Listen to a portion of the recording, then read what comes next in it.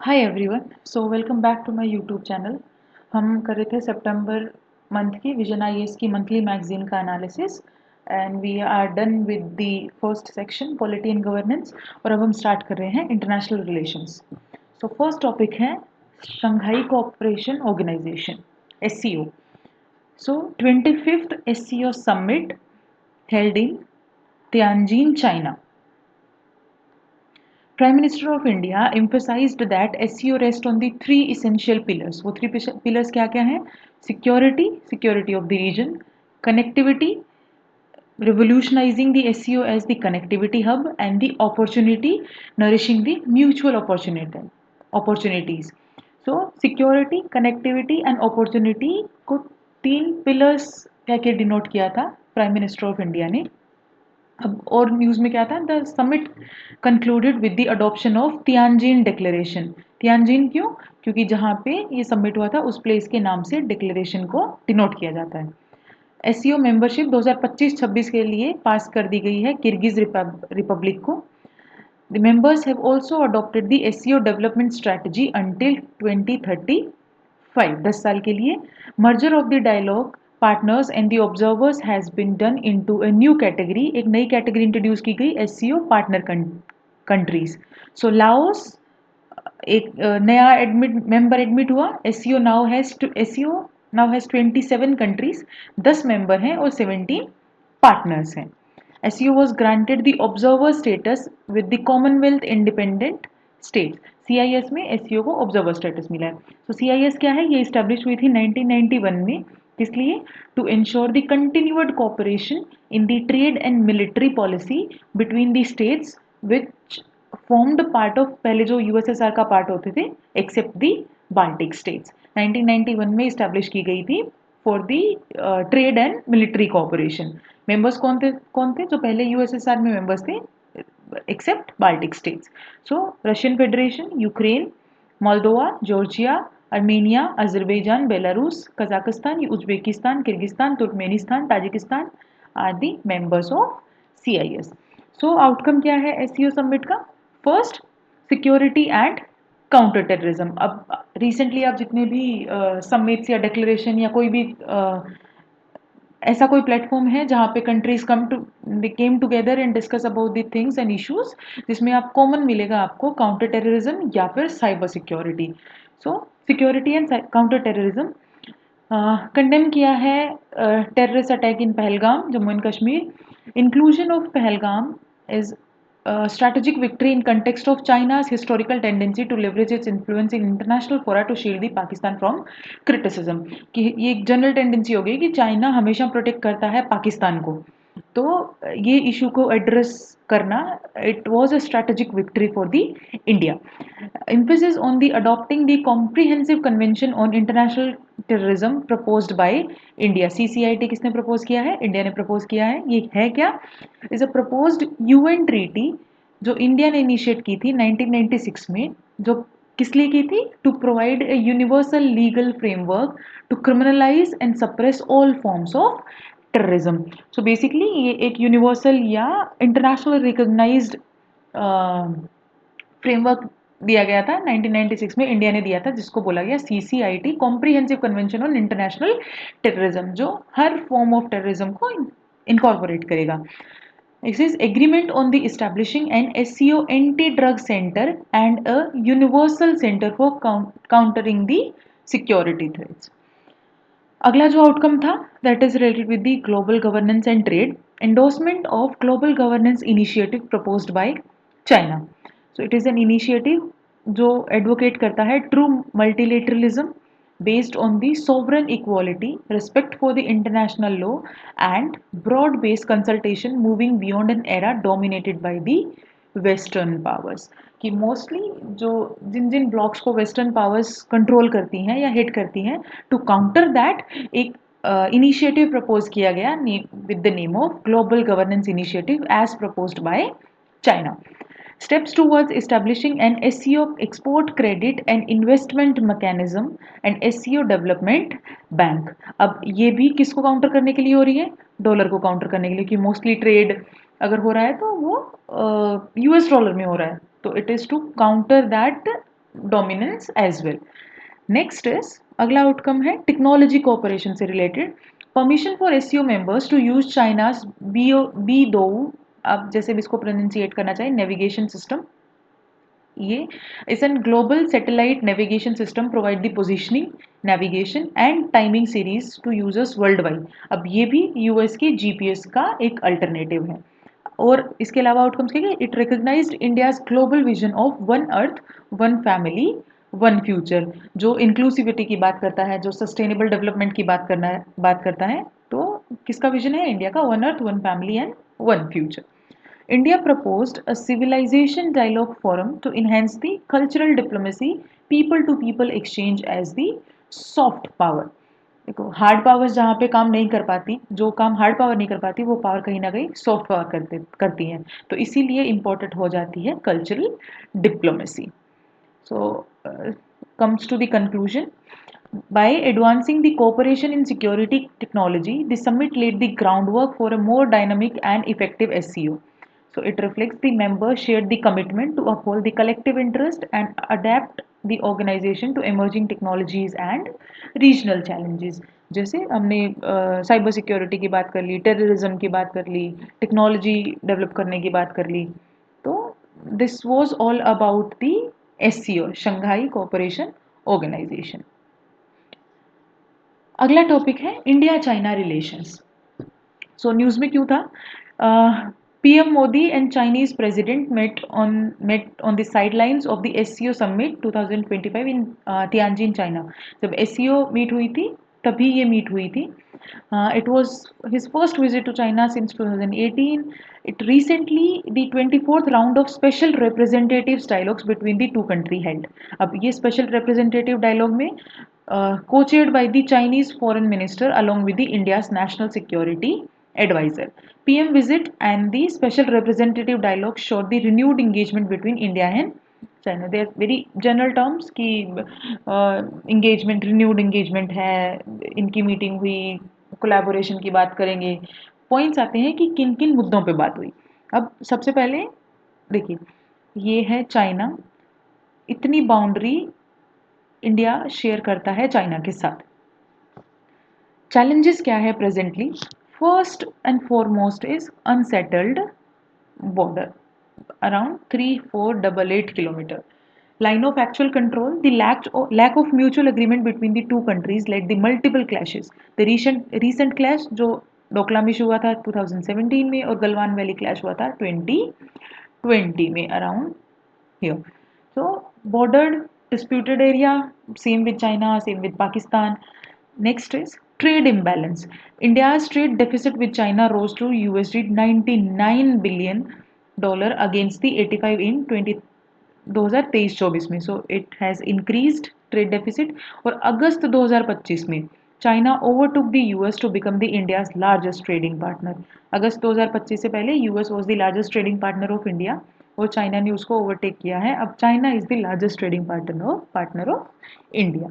Next is China led trilateral nexus. अब trilateral में किस किस के साथ? Recently China launch 2 trilateral initiatives in India immediate neighbourhood, किसमें? One with Bangladesh and Pakistan and the another with Pakistan and Afghanistan। So it is, so like China is trying to encircle the Indian region। CPEC, China Pakistan Economic Corridor passes through Pakistan occupied Kashmir POK, violating the India's sovereignty। Next is China's assertiveness, particularly in South Asia, through strategies like string of pearls, presence in the Maldives, Sri Lanka, etc., create insecurities in Indo-Pacific। So it is like impacting the or the affecting the sovereignty of India। जब एक country दूसरी country में directly या indirectly invade करना चाहे, invade करने की कोशिश करे, कि वो, तो इसका सीधा सीधा मतलब ये निकलता है कि that particular country is not considering the other country as a sovereign entity, और ये it is an threat to the sovereignty. Next है water power, construction of dam over the Brahmaputra river. उसी ब्रह्मपुत्रा रिवर को वहाँ पे यारलुंग जांगबो बोलते हैं। China can use the water as the geostrategic weapon against India. So these are the issues और the challenges in the India China relations. Let's quickly revise it. पहला, border settle नहीं है, दूसरा trade imbalances है, हम $99 billion का trade deficit है और ऊपर से चाइना इंडिया का लार्जेस्ट ट्रेडिंग पार्टनर बन गया है। अब ट्राइलेटरल नेक्सस जहाँ पे इंडिया और एक तरफ का जो चाइना एक तरफ से इंडिया को इंसर्कल करने की कोशिश कर रहा है with the Bangladesh and Pakistan and another with the Pakistan and Afghanistan, और CPEC जो POK में से जाता है threat violating the India sovereignty, China की असर्टिवनेस, इनसिक्योरिटीज क्रिएट करता है इंडो पैसिफिक रीजन में and can use the water of Brahmaputra as the geo strategic weapon. So next topic is renewed engagement between the India and China through the 24th round of special representative dialogues. So क्या क्या चीज discuss हुई? consensus on the border management. HC tries to seek a fair, reasonable and mutually acceptable framework for the settlement in line with the 2005 में जो agreement हुआ था on political parameters and guiding principles. We look at the setting up an expert group and working group under the working mechanism for the consultation and coordination, and use the existing diplomatic and military level mechanisms to manage the tensions and initiate the discussion on the de-escalation. So in short, border issues को resolve करने की बात कर रहे हैं, border management पे consensus लाने की बात कर रहे हैं।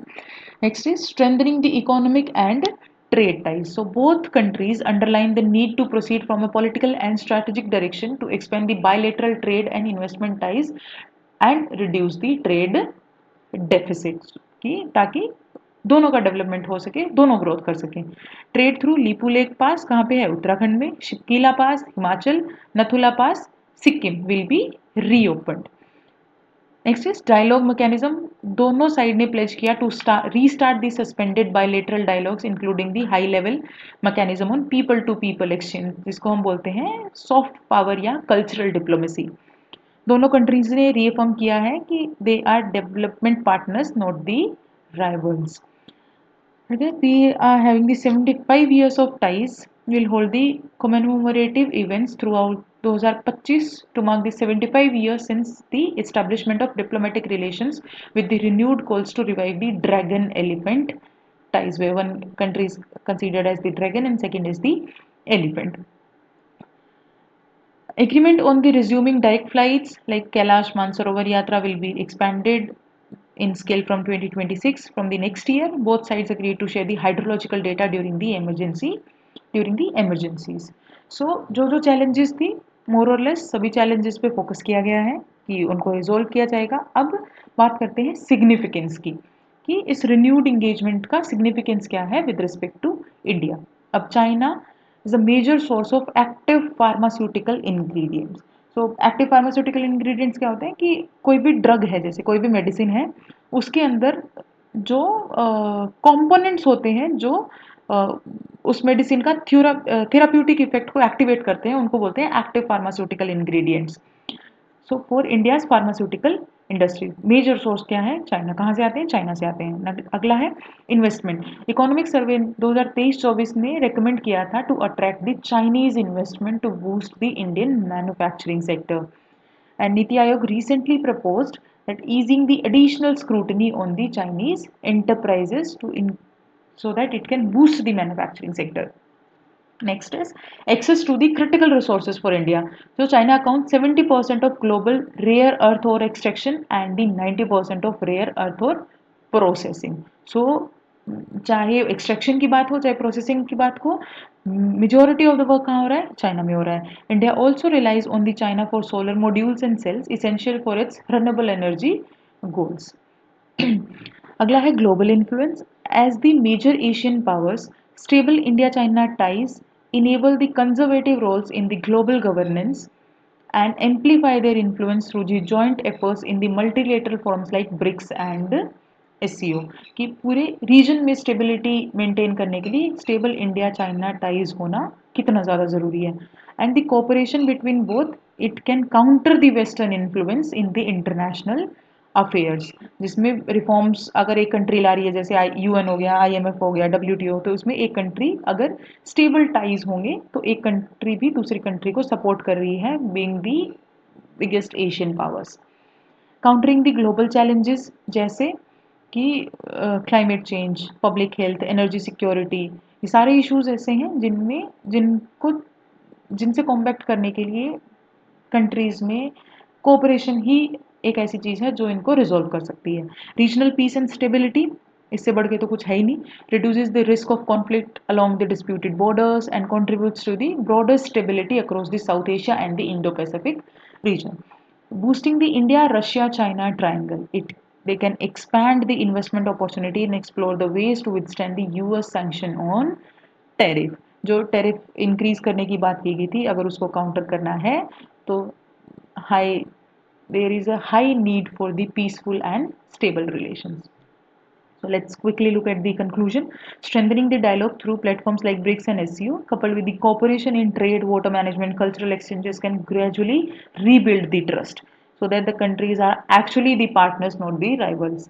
And in this endeavor, both countries must be guided by the three mutuals: mutual respect, mutual sensitivity, and the mutual interest. So this was all about the India-China relations. Now comes the India-Japan partnership. News में क्यों था? Because prime minister of India visited Japan and sign the key agreements further strengthening the India Japan partnership. Outcomes क्या थे इस visit के? First, India China joint vision for the next decade, एक 10 year की strategy for the economic and functional cooperation in the 8 sectors, like economic partnership होगी, security होगी, mobility, sustainability या और इंगेजमेंट्स। सो एक टर्म आती है जिसको बोलते हैं स्टेट प्रीफैक्चर पार्टनरशिप। ये जनरली कोलैबोरेशन इनिशिएटिव होते हैं to boost the bilateral ties. They have been established between the Andhra Pradesh and Toyama, Tamil Nadu and Ehime, UP and Yamanashi, Gujarat and Shizuoka. तो स्टेट प्रीफैक्चर पार्टनरशिप मतलब इंडिया से कोई एक स्टेट पार्टनर करेगा Japan की कोई एक स्टेट के साथ, कोई एक एंटिटी के साथ। सो इनको बूस्ट किया गया। नेक्स्ट है economic security initiative to promote the supply chain resilience in the strategic sectors like semiconductors, clean energy, telecom, as well as the new and emerging technology. तो इकोनॉमिक सिक्योरिटी इनिशिएटिव्स पे भी बात की गई। Next है space cooperation, agreement for the cooperation between India and Japan on the joint lunar polar exploration mission. Chandrayaan 5 के लिए fix हो गया, ये will be the joint operation and cooperation होगा इंडिया और जापान दोनों का। नेक्स्ट जो अदर आउटकम्स थे, joint declaration on security cooperation पे बात की गई, action plan for India Japan human resource exchange, India Japan का AI initiative, sustainable fuel initiative, next generation mobility partnership जिसमें railways, aviation, roads with a focus on make in India, India Japan small and medium enterprises forum. Pillars of India Japan relations. So current status क्या है? It is upgraded to special strategic and global partnership in 2014 जो last agreement हुआ था। Economic cooperation, India Japan comprehensive economic partnership agreement 2011 में जो आया था, it covers the trade in goods and services, movement of natural persons, investments, intellectual property rights etcetera. Bilateral trade की अगर बात करें तो यूएस डॉलर 22.85 बिलियन डॉलर था 2023-24 फाइनेंशियल ईयर में, with export from Japan to India, जिसमें से इतना था इंडिया का इंपोर्ट। प्राइमरी इंपोर्ट क्या है? Nuclear reactors, copper, electrical machinery. और प्राइमरी एक्सपोर्ट्स क्या है? Organic chemicals, vehicles, nuclear reactor etcetera. अब एक और इनिशिएटिव लॉन्च किया गया था इंडिया के इंडस्ट्रियल कॉम्पिटिटिवनेस को इंक्रीज करने के लिए, India Japan industrial competitiveness partnership, जो कब हुआ था? 2021 में। नेक्स्ट है सिक्योरिटी कोऑपरेशंस, जनरली जॉइंट 2025 में joint declaration on security cooperation, जो फेमसली इसके अंदर आते हैं 2+2 मिनिस्ट्रियल डायलॉग भी आता है, जहाँ पे दोनों कंट्रीज के defence and foreign affair ministers they communicate over the issues. दोनों कंट्रीज पार्टिसिपेट करती हैं bilateral exercise like JIMEX, Dharma guardian and the multilateral exercise like Milan and Malabar.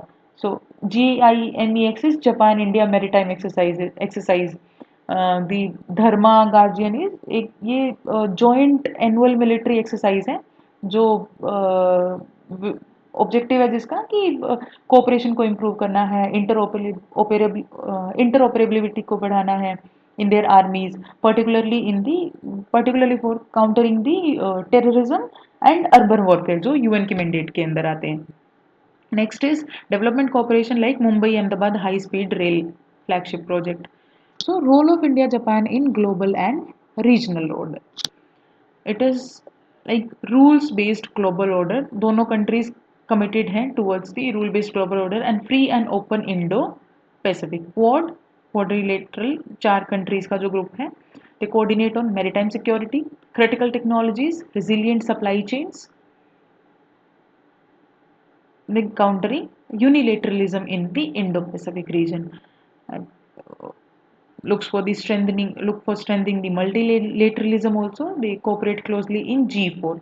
So G5 में अलग countries, जब G4 की बात करें तो Brazil, Germany, India and Japan. And they G4 इनको ये बोलते हैं कि ये चार कंट्री ऐसी हैं जो यूएनएससी में रिफॉर्म की बात करती है. तो कौन कौन? Brazil, Germany, India, and Japan, and support each other candidacy for the permanent seat in the reformed UNSC. African development. India and Japan have established trilateral cooperation with the African countries to aid the African development. जैसे Asia Africa growth corridor 2017 में start हुआ था by India Japan to further democratic sustainable and inclusive development in Africa. और दूसरा जो initiative है वो Japan India cooperation initiative for the sustainable economic development in the Africa. Next जो consideration है वो है सप्लाई चेन रेजिलियंस का. Both the nations they collaborate with Australia in supply chain resilience initiative to diversify the supply chains and reduce over resilience in a single country. तो दोनों country rule based global order की बात करती है, multilateralism पे focus करती है. India and Japan specifically African development के लिए अलग अलग पैक्ट है और सप्लाई चेन रेजिलियंस की जब बात करते हैं तीसरी कंट्री जो रोल प्ले करती है वो है Australia. Despite the concerns like Japan restrictions on nuclear technology transfers due to India's non-signatory status to NPT, India-Japan partnership has evolved into a key pillars of Indo-Pacific architecture. क्योंकि Indo-Pacific ऐसा है जो common है दोनों के लिए. While Japan addressed the Chinese assertiveness and the unilateralism through the US-led alliance system, दूसरी तरफ इंडिया फॉलो है non aligned strategic autonomy approach balancing the ties with US, Russia and the global south. Anchored in the shared democratic values and commitment to a rule-based order, the partnership promotes the multilateralism, as we have discussed, economic resilience, inclusive growth, embodying the cooperation based on the trust and transparency in an evolving multipolar world. So this was all about the India-Japan relationship. So next is news in shorts. First is new strategic EU-India agenda. So the European Commission and the High Representative adopted a joint communication outlining a new strategic EU-India agenda, marking a significant milestone in the India-EU relations. So foundation कब रखी गई थी? 2004 में रखी गई थी. Objective क्या है? To enhance the prosperity, security and tackle the major global challenges together. 5 pillars हैं इसके core. First is prosperity and the sustainability, जहाँ पे इकोनॉमिक ग्रोथ की बात करते हैं हम, जॉब क्रिएशन की बात करते हैं, इंडस्ट्रियल डेवलपमेंट की बात करते हैं. अब ये सब किन के थ्रू इंश्योर किया गया है? ट्रेड एंड इन्वेस्टमेंट, जैसे free trade agreement, negotiation by the end of 2020, concluding an investment protection agreement. Next is दूसरा जो मेजर है जो प्रोस्पेरिटी और सस्टेनेबिलिटी को इंश्योर करता है वो है economic security and the supply chains. So within the trade and technology council और creation of blue valleys as the platform for the private sector engagement in the selected value chains. Next is advancing clean transition and the resilience. जैसे India ने प्लेज की है 2070 तक net zero pledge, या फिर EU का जो 2050 तक जो टारगेट है. So first pillar is prosperity and sustainability. Second is technology and innovation. Technology जो ओपन हो, सिक्योर हो और ह्यूमन सेंट्रिक हो, जो इनोवेशन पे फोकस करती हो. So supporting critical emerging technologies, advancing a conducive digital environment.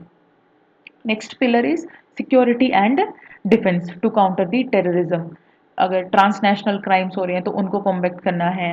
Security threats को एड्रेस करना है, जियोपॉलिटिकल टेंशंस को देखना है। तो third pillar is security and defence. Next is connectivity and global issues. So it strengthened the regional connectivity cooperation in the third countries such as Africa and the global governance. Collaborate via EU's global gateway and India's Mahasagar. And the fifth pillar is enablers across pillars. जहाँ पे skill mobility की बात करते हैं, knowledge exchange की बात करते हैं, मतलब ये सॉफ्ट पावर या सॉफ्ट डिप्लोमेसी की बात हो रही है.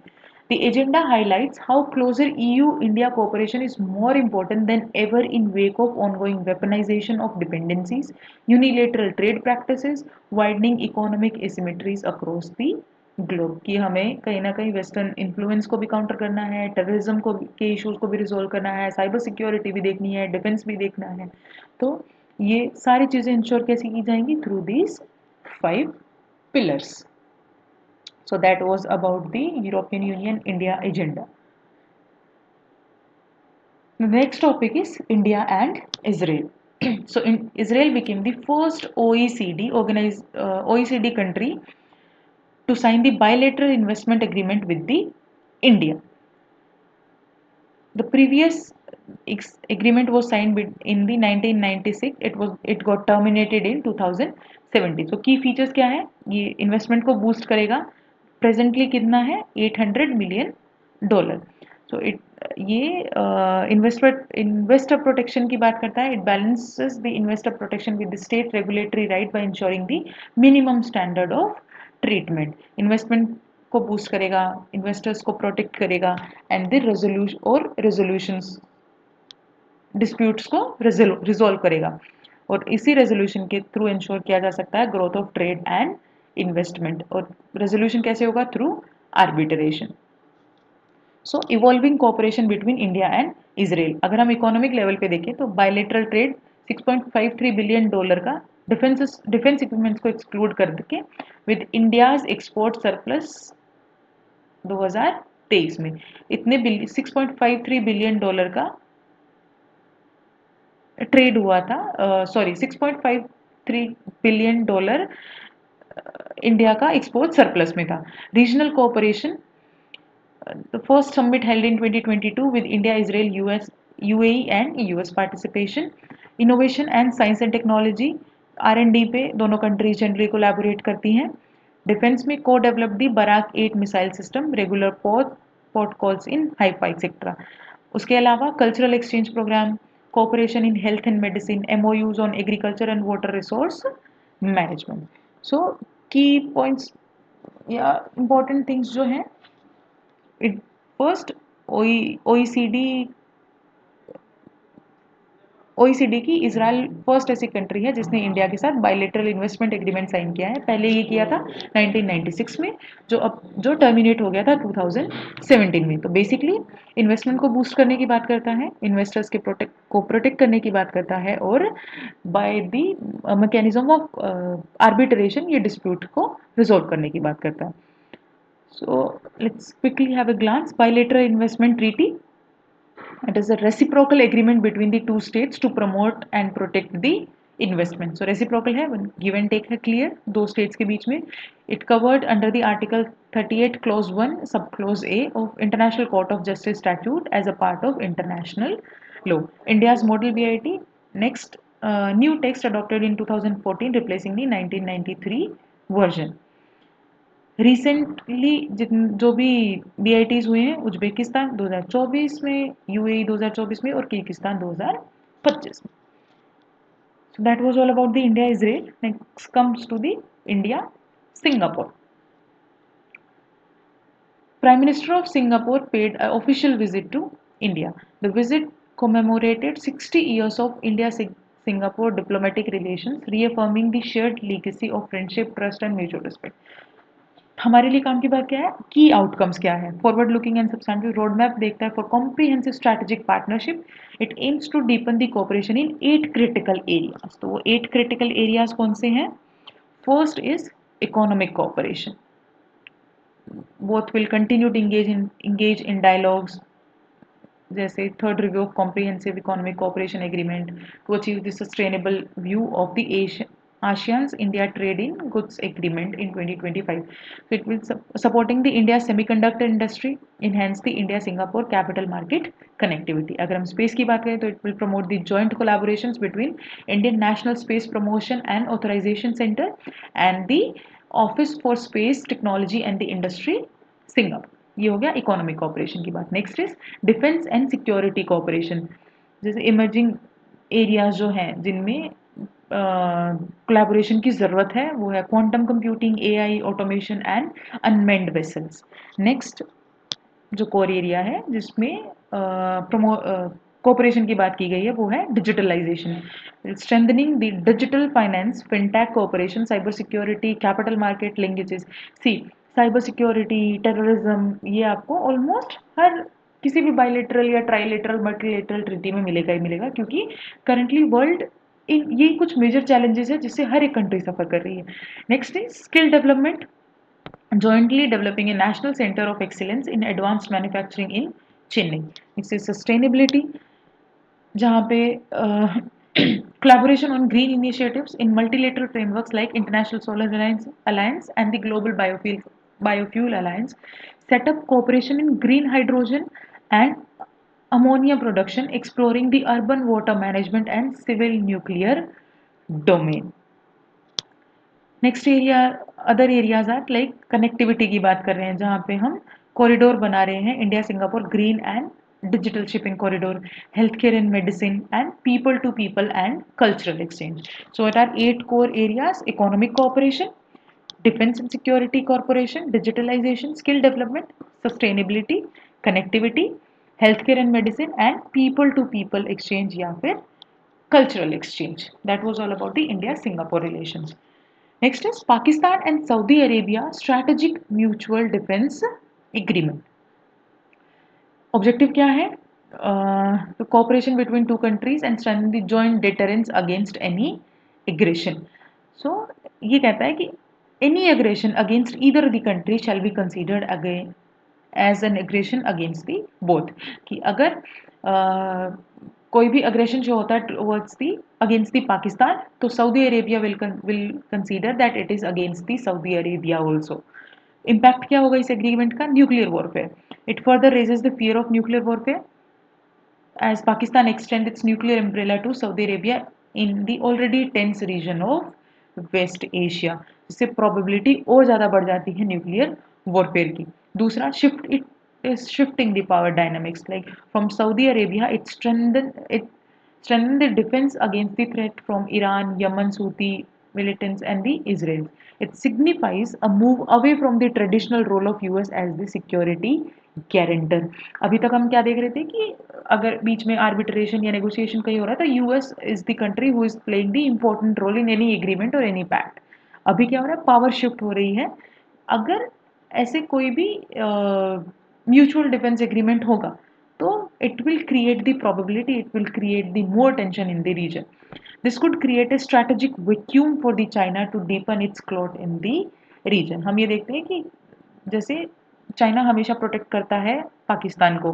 अगर दो कंट्री किसी कंक्लूजन पे पहुंच भी रही हैं तो इधर अगर हम वेस्टर्न अगर कंट्रीज जैसे यूएस को देखें, उसको काउंटर करने की हमेशा कोशिश करता है चाइना, पर यहाँ पे रोल प्ले कौन कर रहा है? पाकिस्तान कर रहा है. और वो भी किस कंट्री के लिए? सऊदी अरेबिया के लिए, जो वेस्ट एशिया का सबसे टेंशन वाला रीजन है. So what could be the implications for India? Pakistan may see the pact as the strategic deterrence against the India and future military confrontation, especially in response to cross-border terrorism. Obviously ये होना ही है, India को impact करेगी ये चीज़. India Saudi relations कैसे हैं? Strategic partnership was formalized in 2010 via the Riyadh Declaration. Economic terms में देखें तो India is the second largest trade partner of Saudi Arabia और Saudi Arabia is the fifth largest trading partner of India. Bilateral trade 2023 में 42.98 billion and India remained as the net importer. 2024 में it contributed to 6.7% of India's total inward remittances coming from the Saudi Arabia. Energy partnership is the third largest crude oil supplier to India. जब हम इतनी strategic position कोई एक country hold कर रही है India के लिए, तो पाकिस्तान का उसी कंट्री के साथ एग्रीमेंट साइन करना, it can give a strategic edge to the Pakistan. So that was all about the Pakistan and Saudi Arabia strategic mutual defense agreement. Next topic is Palestinian state recognized by the multiple nations. So four western countries, कौन सी? UK, Canada, Portugal and Australia. They have joined over the 140 UN member states in recognizing the Palestine as a state. 140 UN members ने recognize करा था. Latest कौन है? ये चार country जिन्होंने recognize किया है, UK, Canada, Portugal and Australia. India ने रिकग्नाइज किया था 1988 में. रिसेंटली इंडिया ने वोट किया है इन फेवर किसके? Resolution in UN general assembly endorsing the New York declaration on the peaceful settlement and implementation of the two state solution. So recognition of state, the process in which a state acknowledge another entity is the so recognition है क्या कि जब एक state acknowledge कर लेता है कि जो दूसरी entity को as a state, तो उसी को हम बोलते हैं recognition. आर्टिकल 1 कहता है of 1933 Montevideo convention on the rights and duties of state. It defines the criteria for a statehood. क्या क्या होना चाहिए कि परमानेंट पॉपुलेशन हो, कि आर्टिकल 1 के अकॉर्डिंग किस एंटिटी को स्टेट कंसीडर किया जाएगा कि जिसके पास परमानेंट पॉपुलेशन हो. दूसरी, डेफिनेट टेरिटरी हो, गवर्नमेंट हो and they have the capacity to enter into the relations with the other states. अगर ये कंडीशंस फुलफिल हो रही हैं तो according to the convention, article 1 of the convention, an entity can be considered as a state. तो effect क्या होता है स्टेट रिकग्निशन में? डिप्लोमेटिक रिलेशंस डेवलप किए जा सकते हैं, ट्रीटी साइन की जा सकती है दूसरी कंट्री स्टेट्स के साथ, कुछ सर्टन राइट्स और प्रिविलेजेस होते हैं जो इंटरनेशनल एरेना में मिलते हैं. Member the state can become the member of UN United Nation organization. Palestine is an UN permanent observer status and not a full time member as of now. So recognition by UN, only state and government can recognize. कोई भी new state या government को only the states and government can recognize. UN being neither a state not the government has no such authority. मतलब UN किसी को recognition नहीं दे सकता क्योंकि यूएन ना तो स्टेट है ना ही गवर्नमेंट है. ये रिकग्निशन किसके थ्रू हो सकता है? Only through states and the government. UN तो फिर यूएन क्या कर सकता है? It can only admit the new states as the members और accept the credentials of their representatives. So that was all about it. Next topic is new initiative for global AI governance. Recently UN General Assembly ने announce किया था to establish the two mechanisms within the UN to promote the international cooperation किसके से? On the governance of artificial intelligence. इससे होगा क्या? It builds on हाँ, ये कैसे है? It builds on the Pact for the Future and the Global Digital Compact. It outlines a significant step towards the international non-military AI governance. So ये mechanism क्या है? What is this all about? It is an independent international scientific panel on artificial intelligence. किसके लिए? To promote the scientific understanding of AI by issuing the evidence-based scientific assessment, synthesizing and analyzing the existing research related to opportunities, risk and impacts of AI. दूसरा, global dialogue on AI governance. It will serve as a platform जहाँ पे international cooperation discuss होगा, share the best practices and lesson learned, and it will facilitate open, transparent and inclusive discussion on the AI governance. उसके अलावा भी कुछ और UN mechanism है for the global AI governance. One is pact for future जो सितंबर 2024 में came into force, and global digital compact as a pact for future जो डिजिटल कोऑपरेशन और एआई गवर्नेंस की बात करता है. AI for good global summit organized by ITU since 2017. It has identified the AI applications to advance on the sustainable development goals and scale such as application for the global impacts. इसके अलावा adopting the first global standard on AI ethics in 2021 और UNESCO recommendation on ethics of AI. So ये कुछ और mechanisms हैं जो UN के हैं which are about the global AI governance. So importantly दो मैकेनिज्म है विद इन द यूएन. क्या किस लिए? To promote the governance of artificial intelligence. So base क्या है इसका? Pact for future and the global digital Compact. First is Pact for Future and the Global Digital Compact. So that was all about it. Next topic is Convention on the Prevention and Punishment of Crime of Genocide. So the report of UN mandated Independent International Commission of Inquiry provided a legal analysis of Israel's conduct in Gaza concerning the Convention on the Prevention and Punishment of Crime of Genocide, जिसको हम बोलते हैं Genocide Convention. तो about the convention, ये define करता है genocide as acts committed with the intent to destroy in whole और in a part national, ethnic, racial और रिलीजियस ग्रुप. जिस इंटेंशन जिसका डिस्ट्रॉय करना हो उसको जीनोसाइड बताया गया है. It is an crime that can take place both in time of war as well as in time of peace. ऐसा नहीं है कि अगर when to countries are at war और तब जाके ये एक्ट हो रहा है तो उसको जीनोसाइड होगा. ये पीस टाइम में भी हो सकता है, वॉर टाइम में भी हो सकता है. Membership, there are 41 signatories, 153 states are party to the convention. India has signed 1949 में साइन किया था और रेटिफाई किया था ठीक उसके 10 साल बाद 1959 में. अब इससे रिलेटेड केसेस पे एडजुडिकेट करता है ICJ, international court of justice. और इसके एप्लीकेशन और इंटरप्रिटेशन की रिस्पॉन्सिबिलिटी भी किसकी है? इंटरनेशनल कोर्ट ऑफ जस्टिस की है. So that was it. Next topic is international criminal court. Burkina Faso, Mali and Niger recently withdrew from the International Criminal Court. In a joint statement, तीनों countries ने accused किया ICC of being a tool of neo colonial repression controlled by the imperialist power. कि ये एक neo classical repression को show करता है और जो कंट्रोल कौन करता है? सिर्फ इंपीरियलिस्ट पावर्स ही हैं जो इसको कंट्रोल कर रही है. इसलिए उन्होंने विड्रॉ कर लिया आईसीसी से. तो आईसीसी नीदरलैंड हेग में इसका हेडक्वार्टर है. वर्ल्ड की पहली permanent international criminal court, founded by the Rome statute 1998 में और फोर्स में कब आई? 2002 में. जूरिसडिक्शन क्या है इसका? ये investigate, prosecute and try accused of committing serious crimes. Hence a very vague term, serious crimes.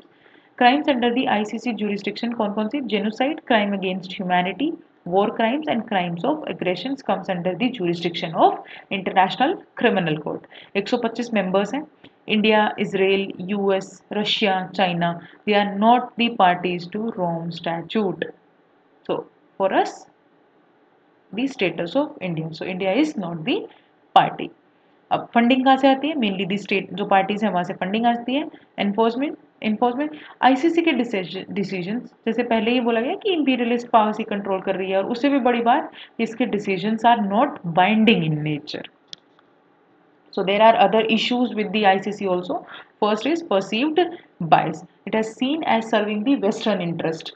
Accused of neo-colonial tendency. इसी यही एक जॉइंट स्टेटमेंट तीनों कंट्रीज ने दी है जिसकी वजह से जो उन्होंने विड्रॉ करने का रीजन बताया. दूसरा, लिमिटेड ज्यूरिसडिक्शन की major powers are not the members, covers only the events which happened after the, जब ये एग्जिस्टेंस में आया उसके बाद 2002 के बाद. और उससे भी बड़ी बात कि जो मेजर पावर है जैसे यूएस हो गया, रशिया हो गया, चाइना हो गया, अगर साउथ एशिया की बात करें तो इंडिया हो गया, तो ये सारी पार्टीज इसमें मेंबर नहीं है. अगला है पॉलिटिकल रेजिस्टेंस.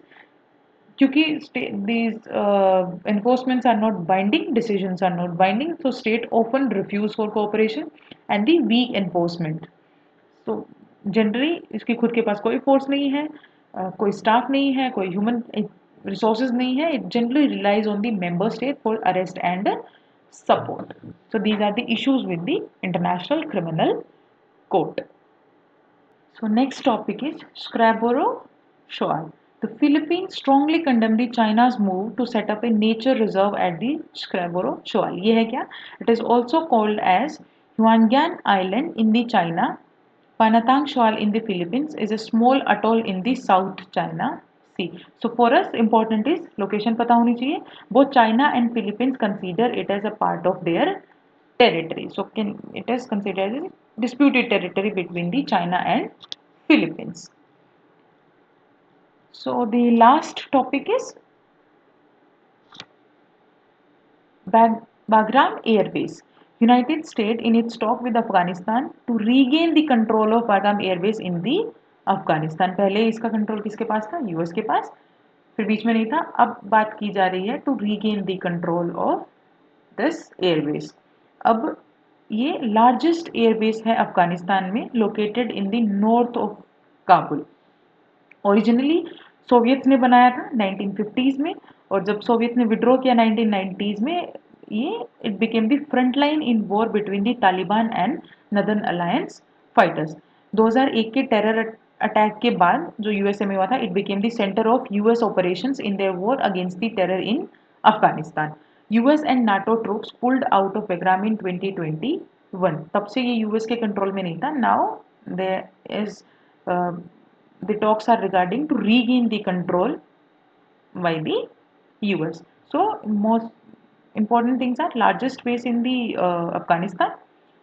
ओरिजिनली बनाया किसने था? सोवियत ने 1950s में, और 2001 के टेरर अटैक के बाद से ये मेन सेंटर बन गया है यूएस ऑपरेशंस का in their war against the terror. So that was all about the IR section. In next lecture we'll do the economy part. So if you guys have any suggestion, do let me know in the comment section. अगर आप चाहते हैं कि मैं कुछ और चीज़ें incorporate करूँ, कुछ ज़्यादा डिटेल में एक्सप्लेन करूँ, कोई पॉइंट ऐसा है जो रह जा रहा है, आपको कोई भी सजेशन लगता है, do let me know in the comment section. To like the video, share it, subscribe it if you find these are useful to you. और अगर आपको कोई भी सजेशन, कोई भी चेंज देना है, तो you can always let me know. Suggestions are always welcomed. Till then, take care, do study well, and you can do it, and you should do it. You should do for your dreams. So see you in the next videos.